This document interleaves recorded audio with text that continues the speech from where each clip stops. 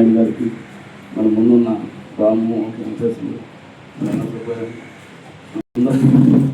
చేసిన సీనియర్ నాయకులు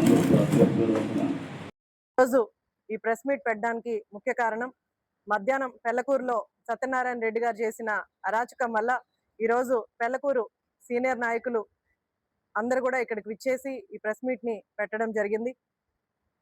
మనము గత కొద్ది రోజుల క్రితం పెళ్లకూరులో ఎన్టీఆర్ గారి విగ్రహం పెట్టుకోవడానికి ఒక స్థలాన్ని కేటాయించి దానికి భూమి పూజ చేయడం కూడా జరిగింది. ఈరోజు సత్యనారాయణ రెడ్డి గారు వచ్చి దాన్ని అడ్డుకునే ప్రయత్నం కూడా చేసి అక్కడ అడ్డుపడిన పెళ్లకూరు తెలుగుదేశం నాయకుల్ని మీద దాడి చేయడం కూడా జరిగింది.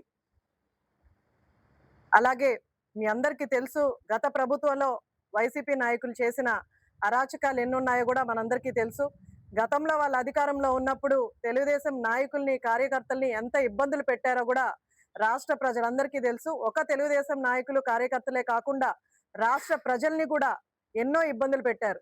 వాళ్ళు గీసిన గీత దాటితే వాళ్ళ మీద కేసులు పెట్టారు, లోపలేశారు, ఆఖరికి చంపను కూడా చంపేసి చాలా మంది ప్రజల్ని ఎన్నో ఇబ్బందులు పెట్టిన అరాచక పాలన గత 5 సంవత్సరాలు చూసాం. ఈ రోజు కూటమి ప్రభుత్వం ఏర్పడిన తర్వాత అలాంటి అరాచక పాలన లేకుండా పారదర్శకంగా మనం సుపరిపాలనని సాగిస్తూ ముందుకెళ్తున్నాం. ఇప్పటికి 2 సంవత్సరాలు పూర్తయిన కూటమి ప్రభుత్వంలో ప్రజలకి ఎలాంటి ఇబ్బందులు లేకుండా, రాష్ట్రంలో ఎక్కడ కూడా ఎలాంటి గొడవలు జరగకుండా గత వైసీపీ నాయకులు ఈ రోజు రోడ్ల మీదకి వచ్చి ధర్నాలు చేస్తున్నా, లేకపోతే ర్యాలీలు చేస్తున్నా ఎవ్వరు కూడా అడ్డుకునే పరిస్థితి లేకుండా చంద్రబాబు నాయుడు గారు గెలిచిన తర్వాత, కూటమి ప్రభుత్వం ఏర్పడిన తర్వాత అందరు నాయకులకి ఒకటే ఆదేశాలు ఇచ్చారు. ప్రజలు నమ్మి ఓట్లేసి మనకి ఇంత స్ట్రైక్ రేట్ ఇచ్చిన తర్వాత మనం ఎట్టి పరిస్థితుల్లో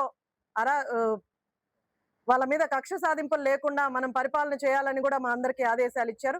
ఆయన ఆదేశాల మేరకు అవి పాటిస్తూ నాయకులందరం కూడా, కూటమి నాయకులు ఒక నిబద్ధతగా రాష్ట్రం అభివృద్ధి పూర్తిగా కుంటిపడిపోయిన పరిస్థితి మనం గత ప్రభుత్వంలో చూసాం.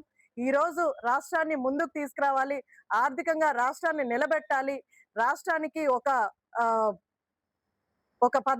పద్ధతిగా ఒక పరిపాలన సాగించాలని మనము కూటమి ప్రభుత్వం ఏర్పడిన దగ్గర నుంచి కూడా అభివృద్ధి సంక్షేమాన్ని సమపాలనలో తీసుకెళ్తూ ఈ 2 ఏళ్ల పాలన మనం పూర్తి చేసాం.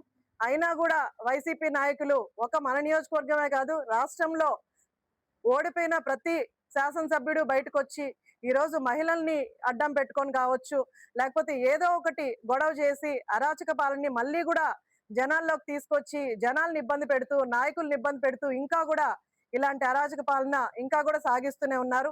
దాంట్లో ఈరోజు మన నియోజకవర్గంలో ఈ 2 ఏళ్ల పాలనలో ఎలాంటి అరాచకాలు లేకుండా మనం శాంతియుతంగా పరిపాలన చేసుకుంటూ, ప్రజల్లో ఉంటూ, ప్రజల సమస్యలు తెలుసుకుంటూ, ప్రతి వారం కూడా గ్రీవెన్స్ పెట్టుకుంటూ, ప్రతి నెల 1వ తారీఖున పెన్షన్లు అందిస్తూ, ప్రజల సమస్యల్ని తీర్చే విధంగా, పరిష్కరించే విధంగా మనం ముందుకెళ్తుంటే ఈ వైసీపీ నాయకులు ఇంకా కూడా బయటకు వచ్చి సుపరిపాలన మనం అందిస్తున్నా దాన్ని అబద్ధాలు ప్రచారాలు జనాల్లోకి తీసుకెళ్తూ ఎలాంటివి చేస్తున్నారో మనందరూ కూడా చూస్తున్నాం.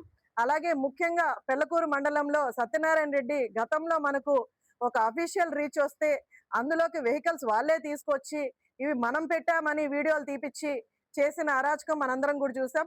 అలాగే ఆఫీస్లోకి వెళ్ళి కంప్యూటర్లు పగలగొట్టడం కావచ్చు, నాయకుల మీద దాడి చేయడం కావచ్చు, ఇవన్నీ బేస్ చేసుకొని అతని మీద అరెస్ట్ వారెంట్ రిలీజ్ చేసి అతన్ని జైల్లో పెడితే 90 రోజులు ఉండి బయటకు వచ్చి అదేదో హీరోయిజం లాగా బయటకు వచ్చి నన్ను 90 రోజులు పెట్టారు అని తొడగొడుతూ బయటకు వచ్చారు. ఆ రోజు కూడా పెళ్లకూరు నాయకులు కానీ, మన నియోజకవర్గ నాయకులు కానీ మనం రెస్పాండ్ అవ్వలేదు.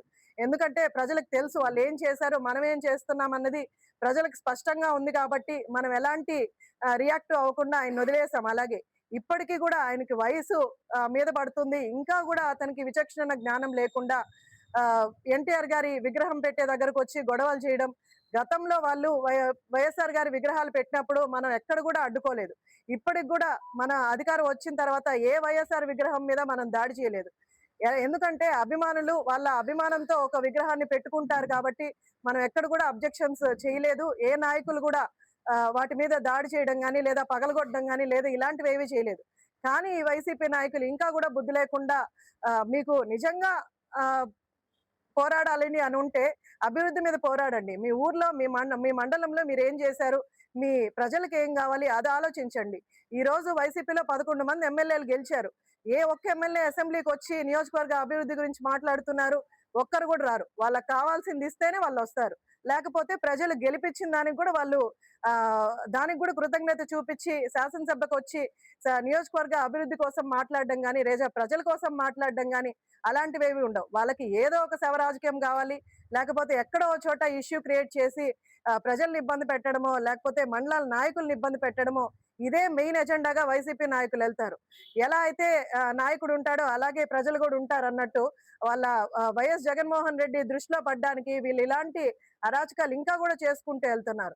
ఏదో ఆయన వైఎస్ జగన్మోహన్ రెడ్డి దగ్గర ఏదో హీరోయిజాన్ని ప్రొజెక్ట్ చేయాలని ఆయన అనుకుంటున్నారు. కానీ సత్యనారాయణ రెడ్డి గారు మీరు ఒకటే ఆలోచించాలి. మీరు వైఎస్ జగన్మోహన్ రెడ్డి దగ్గర ఒకవేళ మీరు హీరోయిజం ని సంపాదించినా సరే ప్రజలు వైసీపీ పరిపాలన ఎట్టి పరిస్థితుల్లో యాక్సెప్ట్ చేయరు. వైసీపీ ప్రభుత్వం వచ్చే ప్రసక్తే లేదు. తెలుగుదేశం ప్రభుత్వం నిబద్ధతగా ఉంది, అభివృద్ధి చేస్తుంది, సంక్షేమం చేస్తుంది, ప్రజల సమస్యలు తెలుసుకుంటూ ముందుకెళ్తుంది. ఖచ్చితంగా 2029 ఎలక్షన్స్ లో చంద్రబాబు నాయుడు గారే ముఖ్యమంత్రి గెలిపించుకునేంత వరకు మేము అందరం కూడా పోరాడుతూనే ఉంటాం. అలాగే లోకల్ బాడీ ఎలక్షన్స్ మీకు నిజంగా అంత సత్తా ఉంటే పెళ్లకూరు మండలంలో లోకల్ బాడీ ఎలక్షన్స్ లో మాతో పోరాడండి. అంతేగాని ఎన్టీఆర్ గారి విగ్రహాన్ని పెట్టించను, లేకపోతే నేను వాళ్ళని కొడతాను, ఈ అఫీషియల్ రీచ్ వస్తే దీన్ని ఎందుకు పెట్టారు? ఈ రోజు గతంలో ఎలా ఉన్నింది, ఒక ఇసుక తెచ్చుకోవాలంటే 1700 కట్టి మనం ఇసుక తెచ్చుకోవాలి. అంతా ఇల్లులు కట్టుకోవడం కానీ ఏది కూడా జరిగేది కాదు. ఈ రోజు ఫ్రీ ఇసుక చేశారు. చాలా మంది హౌసెస్ నిర్మాణాలు చేసుకుంటున్నారు. మనం ఇల్లు ఇచ్చాం, వాళ్ళు చక్కగా గ్రామాల్లో తోలుకుంటున్నారు, చేసుకుంటున్నారు. ఒక అఫీషియల్ రీచ్ మన నియోజకవర్గంలో ఇస్తే దానికి కూడా పెద్ద గొడవ చేశారు. ఈ రోజుకి సత్యనారాయణ రెడ్డి గారు మీరు ఒకటే తెలుసుకోండి, మీరు కావాలంటే రాజకీయంగా పోరాడండి తప్ప ఇలా విగ్రహాలు చేయకుండా చేస్తామంటే మాత్రం ఒప్పుకునేది లేదు. ఎట్టి పరిస్థితుల్లో పెరకూరు మండలంలో పెళ్లకూరులో మనం ఎన్టీఆర్ గారి విగ్రహం పెట్టి తీరుతామని మీ అందరికీ తెలియజేస్తూ సెలవు తీసుకుంటాం. చిల్లకూరులో మనం ఎన్టీఆర్ గారి విగ్రహం ఖచ్చితంగా పెడతాం. దానికి నాయకులు అందరూ కూడా సహకరించండి. వాళ్ళు ఎలాంటి అరాచకాలు చేసినా పోరాడడానికి మేము సిద్ధంగా ఉన్నామని తెలియజేస్తూ సెలవు తీసుకుంటాం.